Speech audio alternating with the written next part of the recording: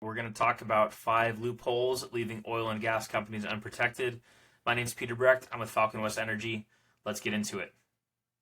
Insurance is really all about managing costs, right? At the end of the day, insurance is just a cost of business, impacts the bottom line. When I was running a company and writing 6-figure checks to insurance companies, you learn pretty quickly that you need to have a strategy to negotiate the premium and the coverage. And ultimately, insurance is something that we hope to never use. But if we do have to use it, you want to make sure that what we thought we had in place was actually there. So here's 5 examples of common issues we've come across and how much these companies were paying per year in premiums. First one, there's a potential MSA breach. They're paying $400,000 a year in premiums and on down the line. The first 2 are my favorite examples and very easy to fix. The rest of them are also relevant, but you might find the first 2 most interesting. So the good news is really that all of these are easy fixes, but let's get into the first one here. The first one, the client's master service agreement required automobile liability coverage in the excess liability section, but the policy specifically excluded automobile liability from the coverage. Reviewing this, the certificate of insurance stated incorrectly that there were coverages in place when they weren't, and then we went to peel back the MSA, and we realized that likely had never been reviewed against the actual policy terms. Pretty simply, just compare your MSA requirements against the actual policy language, put your MSA on one screen, pull up your insurance on the other, just make sure the limits match and the language is there, and there's no exclusions that are standing out, right? And if you look at this example here, right, this is the MSA, the excess liability, excess showing here, the automobile liability. There is a clear exclusion on policy showing exclusion auto liabilities. Pretty straightforward, easy catch. Just got to take the time and actually look for those small items as you're going through them, right? Second one is the subcontractor agreements. These frequently omit required insurance coverages, basically creating exposure between you and your contractors. Something happens and you're not requiring them to be insured, it's going to get passed over to you no matter what. In this case, there was, again, automobile insurance that wasn't required of the subcontractor. So both parties were exposed to risk, right? The client told us about some really protracted litigation that happened over the course of 2 years. Very expensive, very damaging situation here. And then at the end of the day, really just came down to needing to amend that subcontractor agreement, which had not been done even after the litigation, which I thought was especially surprising. But in this case, you can also ask your friends, ask peers that are in the same industry. You can check the IADC model contracts.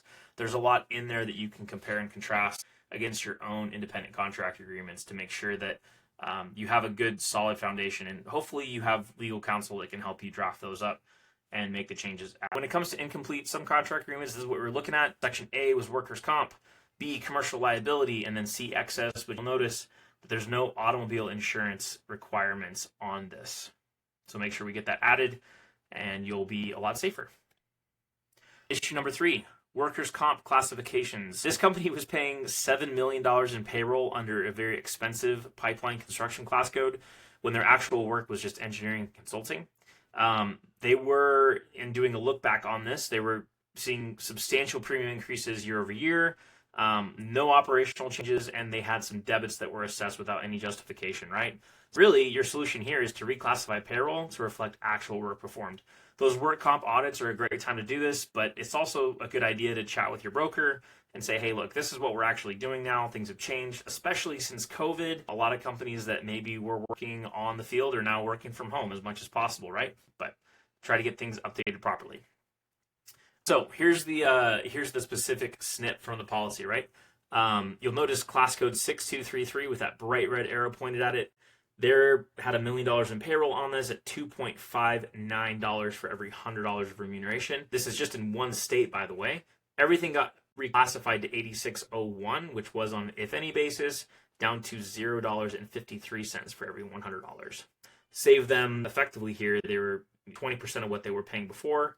And there's also a scheduled rate debit of 25% just for this one state. So that's just error. They're just paying $5,100 for nothing effectively. Issue number 4, insurance carriers sometimes fail to preserve crucial policy features during renewals. This one was pretty straightforward. We noticed that the retroactive date on the professional liability policy was a recent date when we reviewed this. It was 2024, and it said that the policy had been in place for 6 months on professional liability, but the company had been in business for a long time. So we asked the question, have you had a professional liability policy for a long time? Yes, we've had it for a number of years. Great, we need to get that changed. Looking at the continuity between your policies, the retroactive date is a critical element. Had this client gone to renew on a second year and that hadn't been caught and fixed, it might have been impossible to recover the coverage that he already paid for. Right? So here you see that red box, retroactive date from the inception of this policy, which was in 2024.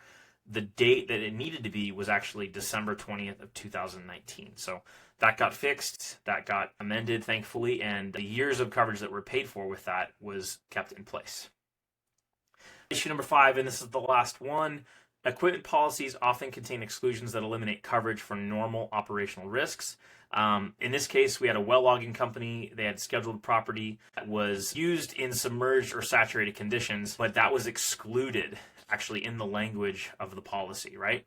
If you go into some details on that, there's borehole flooding, 1 to 2% of wireline tools become stuck downhole, and 5 to 15% of those interventions require fishing operations. Had those tools not been recovered, they would not have been insured, right? And I know what you're saying. I'm going to go ahead and just run the risk of losing something downhole. Totally understand. But if you are under the impression that your tools, your expensive tools, your $150,000 tools are being covered and they're not, and you go file a claim, you might be a little bit upset, right? Here's what happened. We had several of these Javelin Max 350 probes that were underground and they were excluded underwater. And those conditions were common and frequent. All we had to do was get in touch with the carrier, actually ghost wrote the email for the client. They sent it to the carrier, their broker, and they got that removed. So their coverage is now in place for what they thought it was for. At the end of the day, the question is, how are you managing your premiums? What are you paying for? There's our website. If you have any questions, be happy to chat. Thanks.